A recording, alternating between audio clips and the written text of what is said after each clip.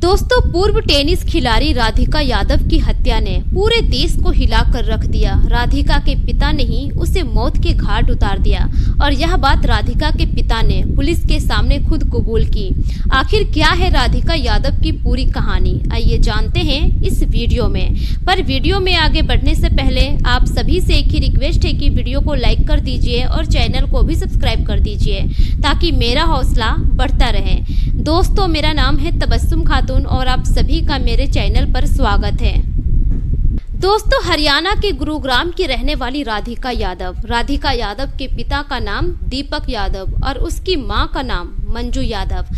राधिका अपने माता पिता के साथ गुरुग्राम में ही रहा करती थी। राधिका को बचपन से शौक था कि वो एक टेनिस प्लेयर बने। राधिका को बचपन से ही टेनिस में रुचि थी। राधिका हमेशा अपने माता पिता को कहा करती थी कि जब मैं बड़ी हो जाऊंगी तो मैं भी एक बहुत बड़ी टेनिस प्लेयर बनूंगी। इस बात से राधिका के माता पिता मुस्कुराते थे और कहा करते थे कि ठीक है बेटा, जब तुम बड़ी हो जाओगी तो तुम भी टेनिस प्लेयर ही बनोगी। धीरे धीरे ऐसे ही समय गुजरता है। राधिका बड़ी हो जाती है। जब राधिका धीरे धीरे बड़ी हो जाती है, वो अपने पापा से कहती है कि पापा, मुझे टेनिस सीखना है, मेरी ज्वाइनिंग करा दीजिए कोचिंग में। राधिका के पापा ज्वाइनिंग करा देते हैं और इतना ही नहीं, राधिका के पापा भी चाहते थे कि राधिका बड़ी होकर बहुत बड़ी एक टेनिस प्लेयर बने, जिसके चलते राधिका के पापा खुद राधिका को अपनी कार में ले जाते थे कोचिंग। वहाँ पर वो घंटों घंटों अपनी बेटी के लिए इंतजार करते थे कार में बैठकर। जब उसकी बेटी का कोचिंग हो जाता था तब फिर पिता अपनी बेटी को लेकर खुद घर आते हैं। इसी तरह से धीरे धीरे वक्त गुजरता है। कई साल गुजरने के बाद अब राधिका के पिता दीपक अपनी बेटी को विदेश भेज देते हैं टेनिस की कोचिंग के लिए।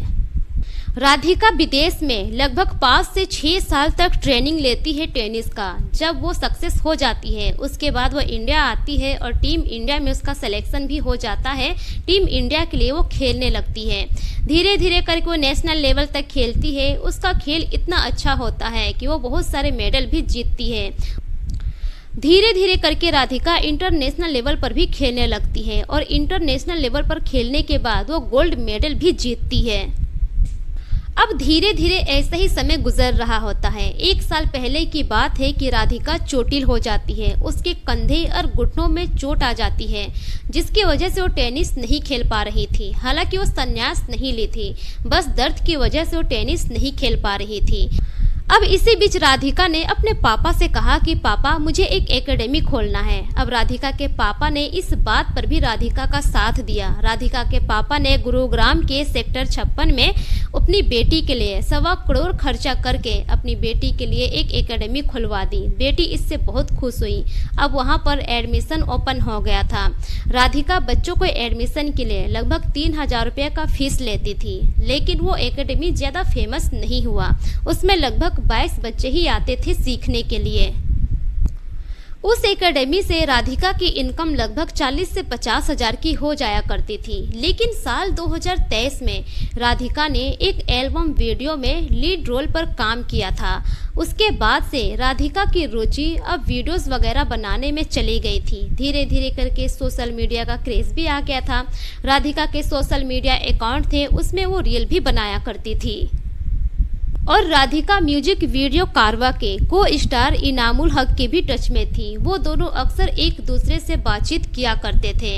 राधिका का ध्यान धीरे धीरे करके म्यूजिक इंडस्ट्री की ओर बढ़ने लगा था और आए दिन वो नए नए रील बनाया करती थी और सोशल मीडिया पे अपलोड भी किया करती थी।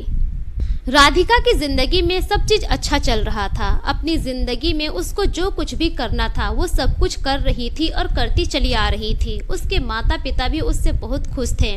राधिका को अपनी जिंदगी में किसी चीज की कोई कमी नहीं थी।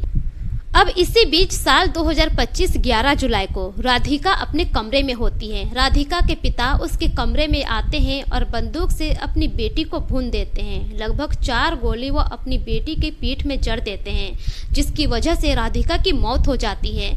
लेकिन जब फायरिंग की आवाज़ बाहर के लोगों के कानों तक गूंजती है तो सभी लोग हैरान हो जाते हैं कि आखिर यह आवाज़ कहाँ से आई। राधिका के चाचा, जिनका नाम होता है कुलदीप यादव, वो भागते हुए राधिका के घर में आते हैं। जब वो राधिका की हालत को देखते हैं तो उनके पैरों तले जमीन खिसक जाती है।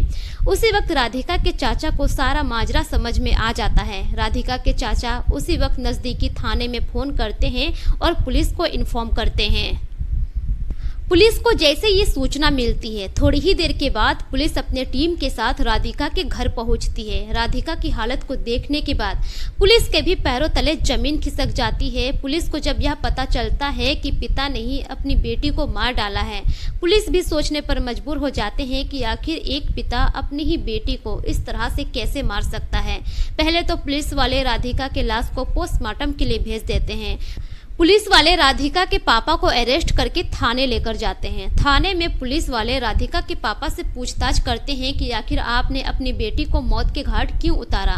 तब जाकर राधिका के पापा कहते हैं कि दरअसल जब भी मैं घर से बाहर जाता था सुबह दूध लेने के लिए, तो लोग मुझे ताना मारते थे कि बेटी के टेनिस एकेडमी का कमाई खाता है, और यह बात मुझे बर्दाश्त नहीं हुई। मैंने अपनी बेटी से बार बार मना किया कि इस एकेडमी को बंद कर दो, लेकिन मेरी बेटी की भी जिद थी कि वो इस एकेडमी को बंद नहीं करेगी।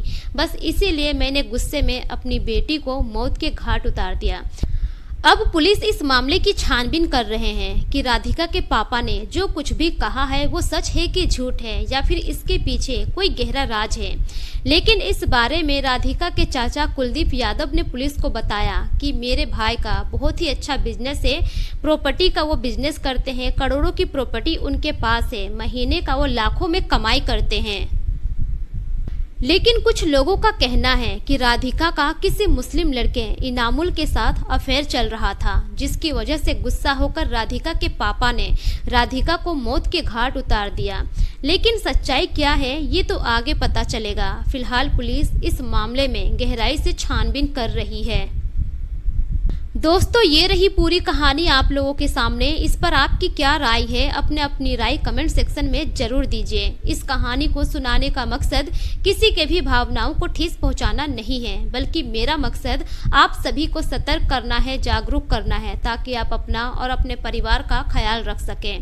मेरे पिछले वीडियोज में जितने भी लोग कमेंट किए हैं उनके नाम कुछ इस प्रकार से हैं: शिवनंदन सिंह, यूएस तिवारी, हर्ष तिवारी यूपी से, आयुब अंसारी यूपी से, सुरजीत सिंह यूएसए से, मोंटी चंडीगढ़ से, हिमेश धीमन पटियाला पंजाब से, एमटी आलम अररिया बिहार से, मास्टर शरीफ नगीना टेलर वजीराबाद दिल्ली से।